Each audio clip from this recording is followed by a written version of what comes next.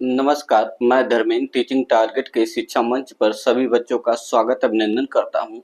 आज हम जानेंगे जो प्रक्रम का दूसरा टॉपिक जिसे हम क्या बोलते हैं, रुधिर परिसंचरण, जिसे कहते हैं रुधिर परिसंचरण। उसी को कह दे इंग्लिश में आपका देखिएगा structure of circulatory system in human person. मतलब आप कहेंगे कि जो मनुष्य में परिसंचरण तंत्र की संरचना के बारे में जानेंगे कि मनुष्य में परिसंचरण की संरचना कैसे होती है, ये इनकी संरचना का निर्माण किनके द्वारा होता है और इसके अंतर्गत किसका अध्ययन किया जाता है। जो परिसंचरण होता है, मानव में जो परिसंचरण तंत्र की सिस्टम होता है, वो संरचनाएं जो होती है वो किसके द्वारा किया जाता है, इनका ये संरचनाएं का निर्माण कौन कौन से ऐसे ऑर्गन्स होते हैं, ऐसे शरीर की पार्ट होते हैं जो इनकी संरचना में क्या करते हैं, भाग लेते हैं, उससे जानने का प्रयास करते हैं। कुछ ऐसे टिप जानते हैं जो आप एक आपकी हेडिंग है, एक टॉपिक है, जैसे आपने लिखा structure of circulatory system in human, तो स्ट्रक्चर में संरचना हो गई। अब आते हैं उसमें अंतर कहते हैं कि सर्कुलेटरी सिस्टम में माने आपके संचरण क्या होता है, या इसी को कह दे परिसंचरण। परिसंचरण होता, संचरण नहीं होता। तो परिसंचरण क्या होता है, जैसे आपकी या मनुष्य की जो शरीर होती है, पूरी बॉडी स्ट्रक्चर जो होता है वो विभिन्न प्रकार के संरचनाओं से बना होता है। जैसे आप देखें वाहिनियां होती है, अब इसमें जैसे बोन हड्डियों के द्वारा बना होता है, कुछ आपके देखेंगे धमनी शिराओं के द्वारा बना होता है। तो ये सभी क्या होते हैं, जो कोशिकाएं मिलकर ऊतक का निर्माण करते हैं। तो इसमें जो छोटे छोटे पार्ट होते हैं, जो आप अभी आपके ने इसमें मूल आधार के रूप में देखा जाए तो आप रुधिर आता है, हृदय आता है और इससे वाहिनियां आती हैं। तो ये एक क्या होते हैं, एक संयोगिक तरल ऊतक के रूप में होते हैं। अगर उसमें प्लाज्मा आता है, रुधिर आता है और ये सभी मिलकर आपकी संरचना का क्या करते हैं, निर्माण करते हैं। तो जैसे अगर देखा जाए रुधिर एक क्या है, रुधिर एक हमारे शरीर का क्या है, एक अहम भूमिका निभाता है। जो सभी के देखा जाए 5 से 6 लीटर के अंतर्गत रुधिर पाया जाता है। एक सरल क्या होता है, एक संयोजित ऊतक होता है। ये हमारे शरीर का क्या होता है, जो ऑक्सीजन होता है और विभिन्न तत्वों के एक स्थान से दूसरे स्थान तक क्या करता है, पहुंचाने का कार्य करता है। इसी को हम रुधिर कहते हैं, जिसे हम ब्लड बोलते हैं। ब्लड जो होता है, अब इसमें हम जानेंगे कि ब्लड का निर्माण या ब्लड कैसे ये संचार किया जाता है, रुधिर का संचार किनके किनके द्वारा क्या कि कौन कौन से तत्व का क्या करता है, रुधिर संचार करता है। तो जानने का प्रयास, पहले हेडिंग आप जानेंगे कि मनुष्य में परिसंचरण तंत्र की संरचना क्या होती है। तो पहले परिसंचरण क्या होता है, परिमेय आपके पूरे जैसे हम क्या पर्यावरण पढ़ते हैं तो उसमें क्या होता है, हम पर्यावरण परि और धन आवरण, परि माने चारों तरफ, आवरण माने पूरे ढका हुआ, हमारी जो है पर्यावरण ही क्या कहलाता है, पूरे चारों तरफ जो बाहरी आवरण जो होता है वो पूरा ढका होता है चारों तरफ, जिसमें पेड़ पौधे जीव जैविक अजैविक तत्वों को ही क्या कहते हैं, आप पर्यावरण कहते हैं। तो आप इसमें इसी की तरह आप समझे, एक उदाहरण के रूप में, एक एग्जाम्पल के रूप में दिया हूं, लेकिन आप सेम उसी प्रकार से समझिए। परिमित ने चारों पूरे शरीर की बात में कर रहा हूं, पर माने चारों पूरी चारों ओर के जो ऊपर, जैसे आप मुख को हेड से ले लें, अब इसके बाद आपके फुटपाथ तक तथा फुटवाए अर्थात जो आप पैर के तक ले लें। तो इसमें जो आपके जो ब्लड और विभिन्न प्रकार के ऑर्गन होते हैं वो ये क्या करते हैं, परिसंचरण के रूप में कार्य करते हैं।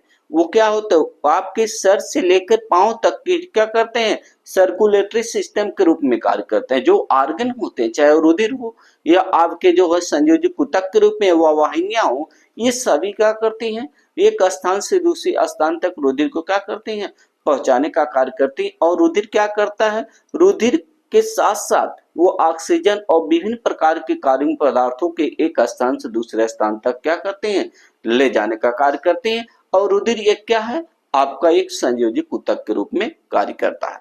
तो इसी को परिसंचरण के रूप में जानने का प्रयास करते हैं। लेट्स गाइड देखते हैं।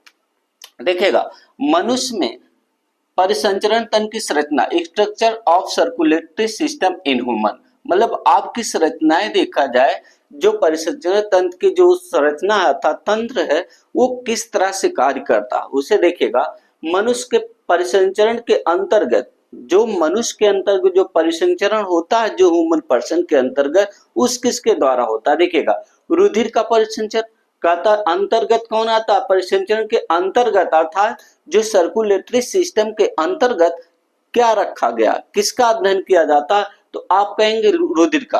रुधिर का अध्ययन किया जाता है, हृदय का अध्ययन किया जाता है।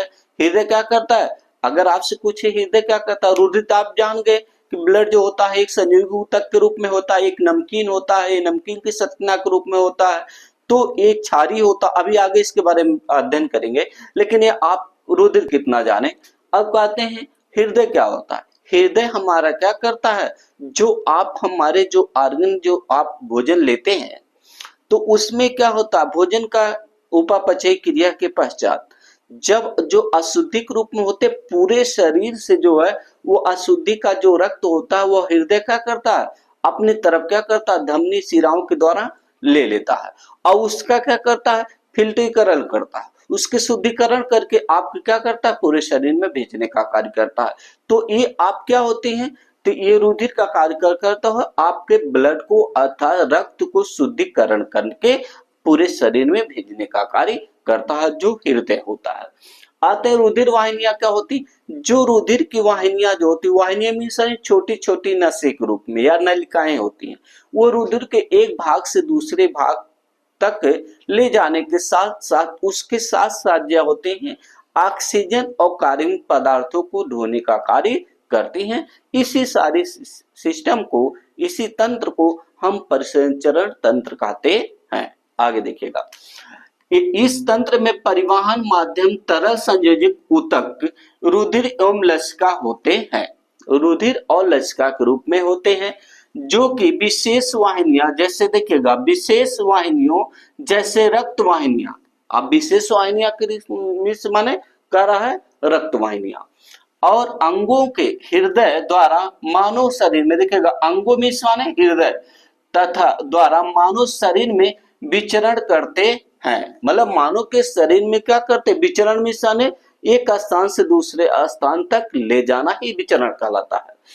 तरल संयोजक ऊतक ही, जो तरल जो आप रक्त होता है एक तरल संयोजक ऊतक के रूप में होता है, वह माध्यम है जिसके द्वारा गैसों व पोषक तत्व, देखिएगा गैसों पोषक तत्व पोषक पदार्थों का परिवहन, जो पोषक तत्व होते जो हम भोजन लेते हैं एक पोषक तत्व के रूप में लेते हैं, जो अपने शरीर को फिटनेस बनाने के लिए, शुद्ध बनाने के लिए, और क्या है भरण पोषण की जो लेते हैं पदार्थों का परिवहन, जो पदार्थ के क्या किया जाता है, परिवहन किया जाता है, तथा रक्त व शरीर के अंगों के बीच होता है, जो शरीर के अंगों के बीच क्या होता है, रक्त का संचार होता है, वही करा परिवहन एवं परिवहन रक्त व शरीर के अंगों के बीच, जो रक्त होता है और शरीर के अंग होते हैं उनके बीच क्या किया जाता है, परिवहन किया जाता है। तो आपके शरीर से बाहर होगा नहीं, आपके अंगों के होगा और रक्त के द्वारा होगा, तो उसी अंगों के माध्यम से क्या आपके जो रक्त होता है वो आपके शरीर में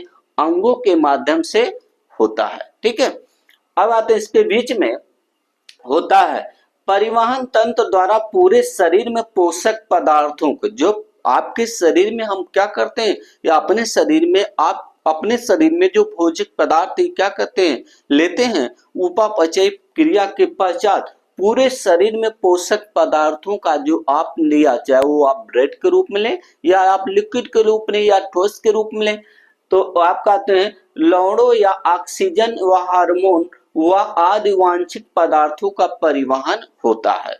अब कहें जो हमारा हृदय है और रक्त वाहिनियां है, रुधिर के द्वारा इन्हीं सभी का क्या किया जाता है, जो हम पोषक तत्व अपने शरीर में ग्रहण करते हैं इन्हीं सभी का क्या कहते हैं, पोषक पदार्थों का अर्थात लवणों का, हार्मोनों का, या उसके साथ जो ऑक्सीजन होती है और वांछित पदार्थों का क्या किया जाता है, इन्हीं के द्वारा परिवहन किया जाता है। अर्थात एक स्थान से दूसरे स्थान तक आपके शरीर या हमारे शरीर में क्या किया जाता है, परिवहन किया जाता है। इसी परिवहन को ही क्या कहते हैं, परिसंचरण कहते हैं, या आप structure of A circulatory system in human person के अंतर्गत इसका अध्ययन किया जाता है।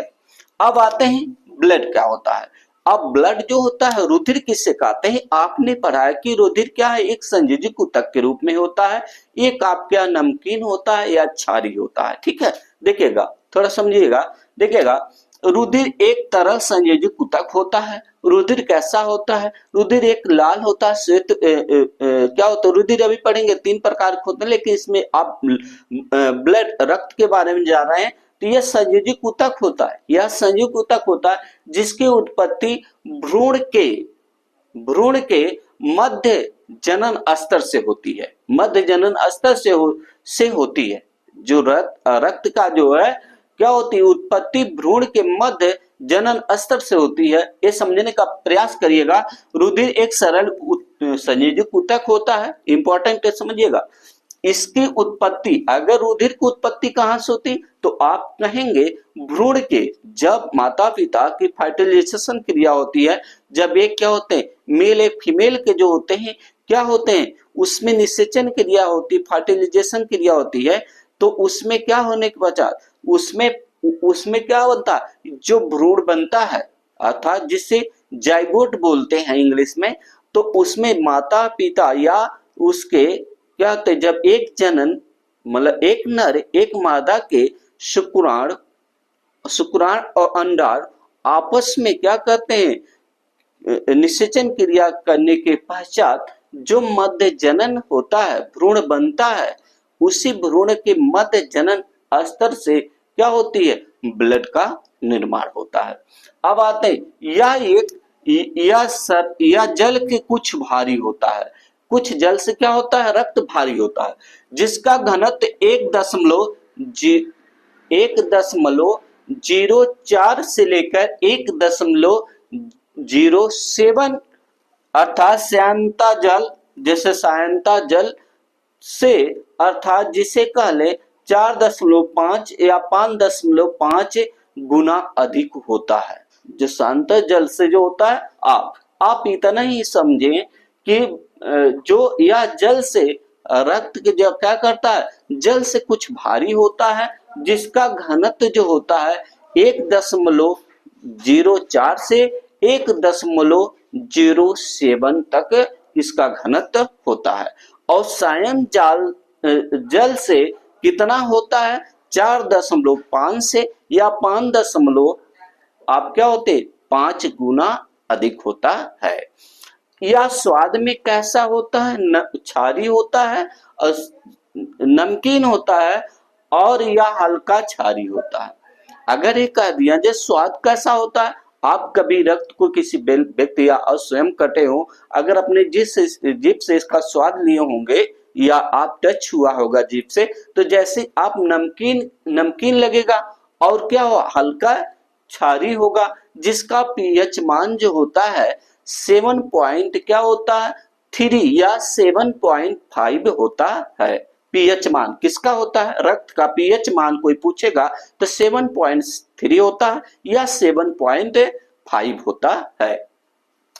या अपारदर्शी होता है, क्यों होता है, मतलब अपारदर्शित होता है यह पदार्थ, मतलब रक्त क्या होता है, एक अपारदर्शी होता है। इसे हम रक्त से हम क्या करें, किसी पेपर या किसी कांच पे इसे रखकर ब्लड के आर पार हम नहीं देख सकते हैं, ये अपारदर्शित पदार्थ होता है। देखिएगा, मानव शरीर में रुधिर की मात्रा शरीर के भार की लगभग 7 से 8% होती है। देखिएगा, मानव शरीर में रुधिर की मात्रा शरीर के भार की लगभग 7 से 8% होती है। अतः एक 70 किलोग्राम मनुष्य के शरीर में औसत, अगर कोई व्यक्ति जो होता है 70 केजी का होता है, तो उसमें रक्त की मात्रा कितनी होनी चाहिए, कितना किलोग्राम होना चाहिए, तो 5 से क्या होना चाहिए, 6 लीटर होना चाहिए। अगर किसी व्यक्ति की शरीर अर्थात क्या होती है, उसका वेट जो होता है, वजन जो होता है 70 केजी का होता है, तो उसके शरीर में जो है रक्त की मात्रा कितनी होनी चाहिए, तो 5 से 6 किलोग्राम अर्थात या कह सकते हैं 5 से 6 लीटर होनी चाहिए। तथा स्त्रियों में कुछ मात्रा इनसे कम होती है, जैसे आपने 5 से 6 रखा है तो वहां 4 से 5 हो सकता है। अब इसमें देखिए या इससे कुछ कम हो सकती है। अब इसमें आते रुधिर के घटक क्या होते हैं, कंपोनेंट ऑफ ब्लड। कंपोनेंट क्या होते हैं, घटक कहा जाता है ऑफ ब्लड का, किसका, ब्लड के घटक होते हैं। देखिएगा ब्लड के दो घटक होते हैं, एक जानने का प्रयास करेंगे, एक आप प्लाज्मा होता है, दूसरा होता है रुधिर कणिकाएं या रुधिराणु बोलते हैं, ठीक है। ये दो आप कंपोनेंट होते हैं ऑफ ब्लड का, जो होते हैं रुधिर का। अब इसमें जानते हैं प्लाज्मा क्या होती है। देखिएगा सेम जैसे रुधिर होता है वो भी आप रुधिर क्या होता है, एक प्लाज्मा जो होता है एक शरीर की अहम भूमिका होती है। देखिएगा यह रुधिर का लगभग जो होते हैं 55% क्या होते हैं, भाग बनाता है। अगर आपसे कोई पूछता है कि प्लाज्मा क्या होती है, प्लाज्मा एक शरीर का अहम भूमिका निभाती है। वो पूरे शरीर का जो होते हैं जो 55% जो होता है वो भाग क्या करता है, शरीर का बनाता है। कौन, प्लाज्मा, जिसमें जल की मात्रा जो होती है 90% होती है। कह लें जिसमें जल क्या होता है, अर्थात 90% जल होता है तथा 10% जो होते प्लाज्मा में कार्बनिक पदार्थ उपलब्ध होते हैं। अगर आपसे कोई प्रश्न पूछता है कि प्लाज्मा शरीर का जो है 55% भाग बनाता है, जिसमें 55% क्या होते हैं, रुधिर लगभग क्या होता है, या रुधिर का क्या होता है, प्लाज्मा जो होता है रुधिर का 55% भाग बनाता है। लेकिन प्लाज्मा में जिसमें जल जो होता है 90% होता है और 10% कार्बनिक पदार्थ क्या होते हैं, कार्बनिक और अकार्बनिक पदार्थ क्या होते हैं, सम्मिलित होते हैं। इससे रुधिर का निर्जीव अर्थात निर्जीव भाग कहते हैं। यह क्या होता है, प्लाज्मा जो होती है ये शरीर का एक निर्जीव भाग होता है, क्योंकि इसमें रुधिर कणिकाओं का क्या होता है, अभाव होता है। जो प्लाज्मा में रुधिर कणिकाएं क्या होता है, अभाव होता है, अर्थात नहीं पाई जाती हैं।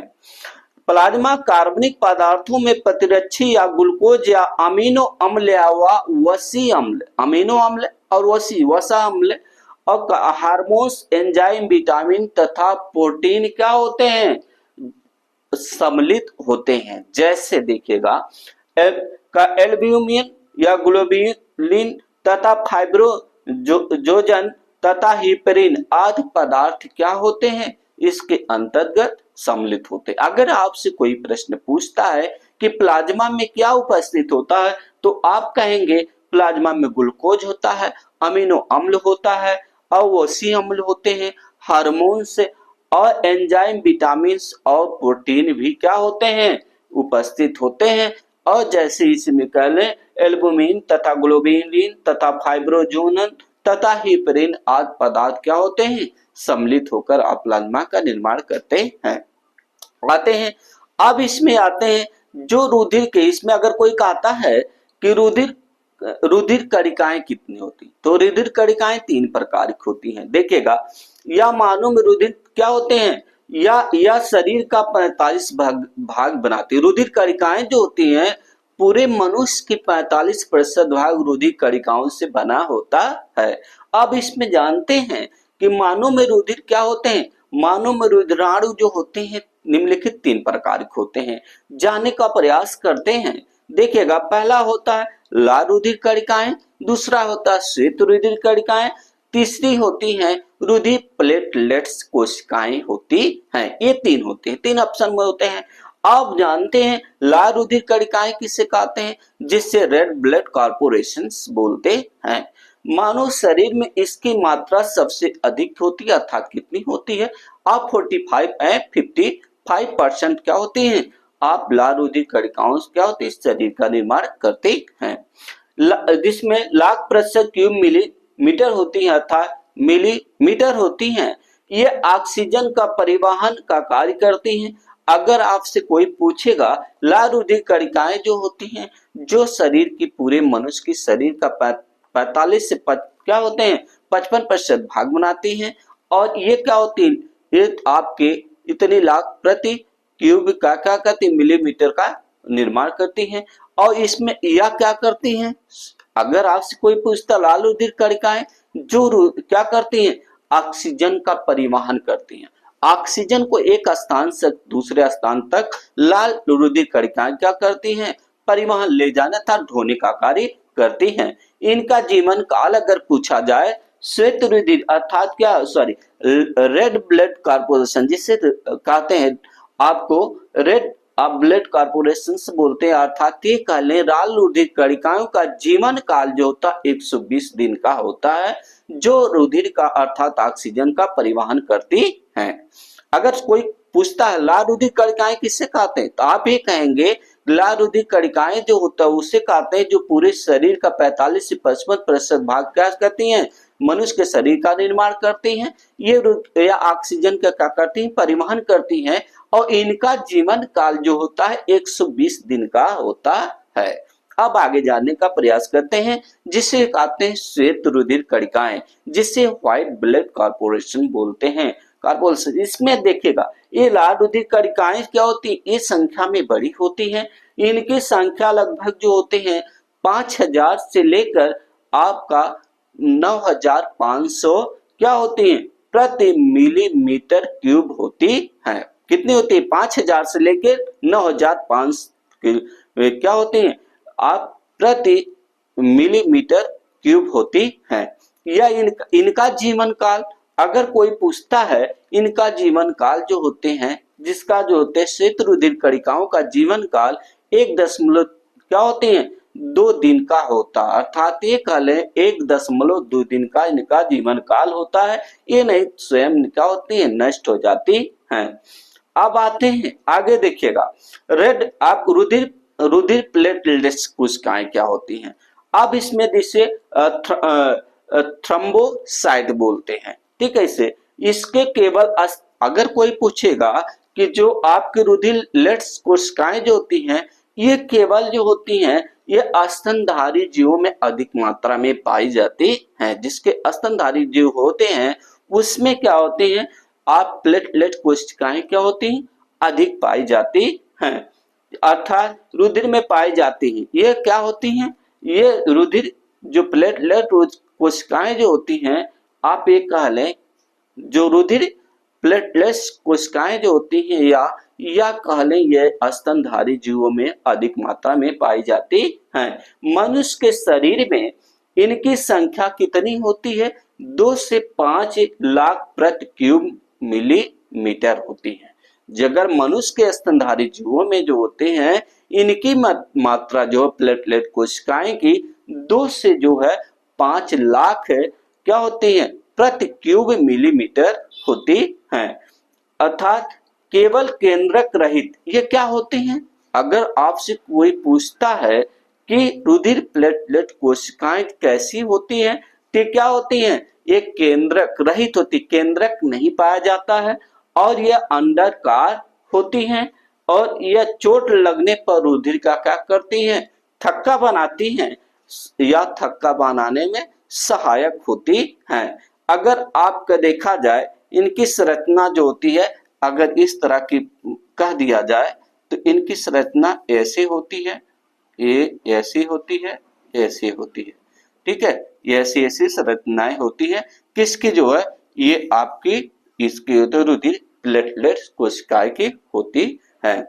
और इसके अंतर्गत जो होते हैं अगर किसी व्यक्ति को चोट लग जाती है तो इसमें एक थक्का बनाने में ब्लड की थक्का बनाने में सहायक होती हैं, जिससे प्लेटलेट कोशिका या रुधिर प्लेटलेट या इसी को कह दें थ्रोम्बोसाइट कोशिका के नाम से भी जाना जाता है। अब हम आगे पढ़ेंगे रुधिर के कार्य क्या है, रुधिर के कार्य। अगर आपसे पूछा जाए तो रुधिर के कार्य जैसे आपका फंक्शंस ऑफ ब्लड, आप इसी में आप कह दे फंक्शन ऑफ क्या करते हैं फंक्शंस ऑफ ब्लड। इसी को अगले दिन हम क्या करेंगे, अध्ययन अर्थात रुधिर के कार्य का हम अगले दिन अध्ययन करेंगे। थैंक्स।